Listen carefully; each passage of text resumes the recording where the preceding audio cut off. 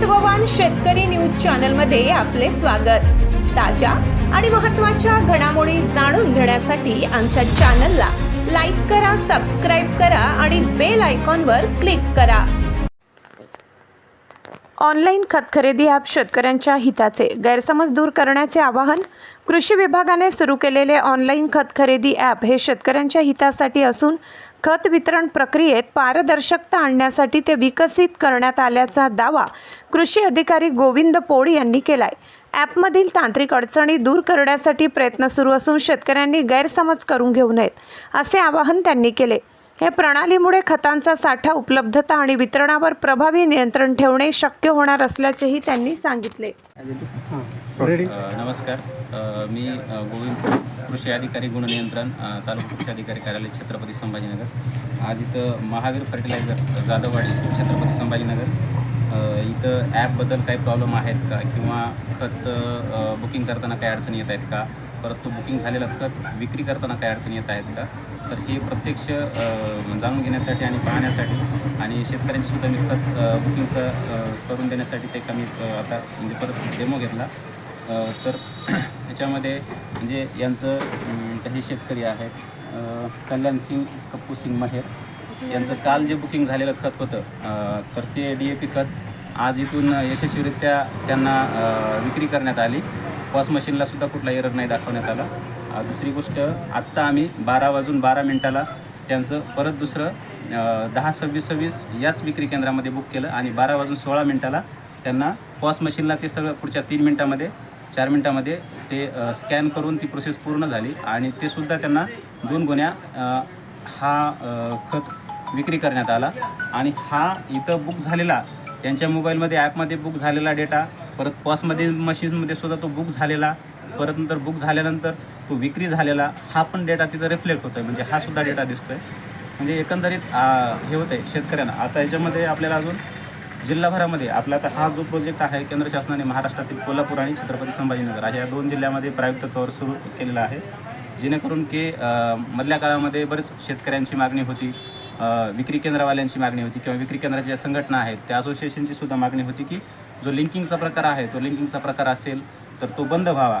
मग आता शेतकऱ्यांना जे खत पाहिजे, जे सबसिडीमधले जे काही खतं आहेत हे खतं या म्हणजे या DBT पद्धतीद्वारे विक्री होतात, तर या सबसिडीच्या खताद्वारे लिंकिंग होते असं शेतकऱ्यांचं आणि विक्री केंद्रवाल्यांचं सुद्धा म्हणणं होतं।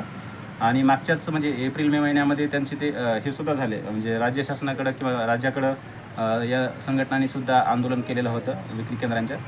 तर त्या अनुषंगाने परत मग आता हा आपल्याकडं 5 जूनपासून हा प्रोजेक्ट आपल्या जिल्ह्यात राबवला जातो आहे। तर या प्रोजेक्टला याच्यामध्ये शेतकऱ्यांना घर बसल्या या ॲपमधून म्हणजे एक 2 ते 3 मिनटामध्ये आपल्याला बुकिंग करता येतं। यासाठी त्यांचा आधार नंबर किंवा फार्मर ID हे टाकून आपल्याला त्यांना बुकिंग करता येतं, त्यांचं क्षेत्रफळ तिथे रिफ्लेक्ट होतं। आणि आता आपल्याकडं बऱ्यापैकी म्हणजे शेतकऱ्यांचं हे फार्मर ID आलेले आहेत, शेतकऱ्यांनी म्हणजे फार्मर ID घेतलेले आहेत। दुसरी गोष्ट, त्यामुळे फार्मर ID किंवा आधार हे टाकल्यानंतर तर त्यांनी टिक निवडायचं आहे, टिक निवडून नंतर त्यांना जी हवी ती खतं निवडायची आणि खतं निवडून परत नंतर मग ज्या विक्री केंद्रावर ते खत उपलब्ध असेल तर त्या विक्री केंद्राची तिथं यादी दिसते आणि त्या विक्री केंद्रात आपल्या त्या विक्री केंद्रावर ते विक्री केंद्र निवडता येतं। कालपर्यंत अशी परिस्थिती होती की ते फक्त तालुक्यातले विक्री केंद्र दिसत होते। मग आपल्या तालुक्याच्या शेजारच्या तालुक्यामधले जी काही विक्री केंद्र आहेत किंवा तालुक्याच्या काठावरची जी गावं आहेत तर त्या शेतकऱ्यांना शेजारच्या तालुक्यातून सुद्धा खतं घेता यावेत, म्हणून त्यांनी हा सुद्धा पर्याय उपलब्ध करून दिला की तुम्ही जिल्ह्यातल्या कुठल्याही कृषी सेवा केंद्रावरून ती खतं बुक करू शकता आणि घेऊ शकता। तर आता जिल्ह्यातली सुद्धा म्हणजे आपल्या जिल्ह्यातली इतर तालुक्यातली सुद्धा विक्री केंद्र याच्यावरती ॲपवरती त्यांना बुकिंगसाठी उपलब्ध दिसून येत आहेत। आता मग यामुळं शेतकऱ्यांच्या वेळेतली बचत होते। मार्केटमध्ये येऊन जर खत उपलब्ध नसेल संबंधित विक्री केंद्रावर तर ती वापस जाण्याची जी काही बऱ्याच वेळा वेळ येत होती किंवा त्यांच्या चक्रा व्हायच्या, तर या वेळेमध्ये बचत होते आणि त्यांना चॉईसचं जे काही खत आहे तर ते घेता येऊ शकतं। आणि यामुळं हा एक फायदा आहे।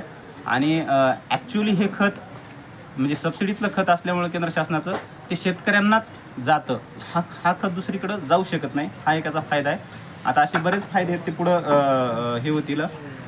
जवळपास म्हणजे आता 5 जूनपासून सुरू झाल्यानंतर या 2 जिल्ह्यामध्ये मिळून काल सायंकाळपर्यंत जो डेटा होता मिळालेल्या माहितीनुसार 45,000 शेतकऱ्यांनी यामध्ये बुकिंग केलेले आहेत। त्याच्यामध्ये थोडे प्रॉब्लेम होते मध्यंतरी हे 3 दिवसामध्ये. काही शेतकऱ्यांचं बुकिंग होत होतं, काही शेतकऱ्यांचं बुकिंग होत नव्हतं आणि काही ज्यापैकी झालेल्या शेतकऱ्यांच्या बुकिंगचे म्हणजे पॉस मशीनला एरर येत असल्यामुळं ते खतं घेऊन जाऊ शकत नव्हते. परंतु आता ते सुद्धा प्रॉब्लेम सॉल्व्ह झालेले आहेत आणि अजून आपल्याकडं या बाबतीमध्ये आमचे खालचे सहाय्यक कृषी अधिकारी, उपकृषी अधिकारी, मंडळ कृषी अधिकारी, तालुका कृषी अधिकारी, आम्ही सर्व गुण नियंत्रण निरीक्षक, तसेच जिल्हा स्तरावरील जे काही आमचा अधिकारी वर्ग आहे तो राज्याच्या अधिकारी वर्गांच्या टीममध्ये संपर्कात आहे, केंद्राच्या पण टीमशी संपर्कात आहे. त्यांची IT टीमसुद्धा याच्यावरती काम करते आणि हे प्रॉब्लेम लवकरात लवकर कसे सुटतील यासाठी प्रयत्नशील करत आहे आणि दररोज याच्यामध्ये अपडेट येत आहेत. कालपेक्षा आज बरेच अपडेट याच्यामध्ये आलेत आणि त्याच्या बाबतीमध्ये म्हणजे शेतकरीसुद्धा खुश आहेत. आता यांनाच विचारा, हे मागच्या 2 दिवसापूर्वी हे परेशान होते, परंतु त्यांचं कालचं खत बुकिंग झालेलं त्यांना आज मिळालं आणि आजचं सुद्धा म्हणजे एक 5 मिनिटाच्या आत त्यांना ते खत मिळालेलं आहे. दादा तुमची कपूर सिंग राहणार मी शामोडी, इथून 10 किलोमीटर अंतरावरती माझं गाव आहे. जे मला खत पाहिजेत ते जर संभाजीनगरला प्रत्येक दुकानावर जर मिळत असेल तर मला ते ॲपमध्ये चांगलं आहे. पण जर समजा इथून जर समजा करमाड किंवा फुलंब्री अशा ठिकाणी जर ते खत मिळत असेल तर ट्रान्सपोर्टचा खर्च वाढतो आणि सगळं खत जर समजा या संभाजीनगर जर मिळाले आणि ॲपमधून जर मिळाले तर ते शेतकऱ्यांना योग्य आहेत, कारण त्या पद्धतीने जर मिळाले तर. पण ट्रान्सपोर्ट खतामुळं सगळे लोक परेशान आहेत, कारण युरिया आहे, इतर खतं आहे, हे जे खतं समजा ह्या संभाजीनगरच्या दुकानामध्ये नाहीत, अवेलेबल नाहीत, तर त्यासाठी मग ते बुकिंग करण्यासाठी तर तिकडंच जावं लागेल. नाही, आता ती बुकिंग झाली आहे म्हणून तो स्टॉक होल्डवरती गेला, बरोबर आहे. त्या शेतकऱ्यांनी बुक झाला म्हणून इथला स्टॉक संपला. म्हणजे स्टॉक इथं अवेलेबल पाहिजे.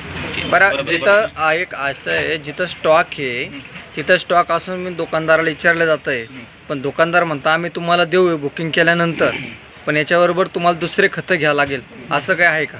नाही, मला काय अजून तसं काही आढळलं नाही आणि मी पण ते माझ्या याला मला कळालं पण नाही तसं. बरं, आता हे ॲप आणि ऑनलाईन खत खरेदी ही शेतकऱ्यासाठी फायदेशीर आहे का कसं? म्हणजे काही प्रमाणात तर फायदेशीर आहे, कारण त्यांना जे पाहिजे खतं त्या पिकांना तेवढे ते हे करतात, मग त्यासाठी तो चांगले. पण तोटा पण तसं आहे की काही पिकांना एक्स्ट्रा खत पाहिजे आणि याच्या शास्त्र म्हणजे याच्या सरकारच्या माध्यमातून जर पिकाला 1 बॅग भेटते आणि तिथं शेतकऱ्याला 2 बॅग पाहिजे तर त्यावेळेस तो तोटा होतो. नाही, ते झाले बऱ्याच.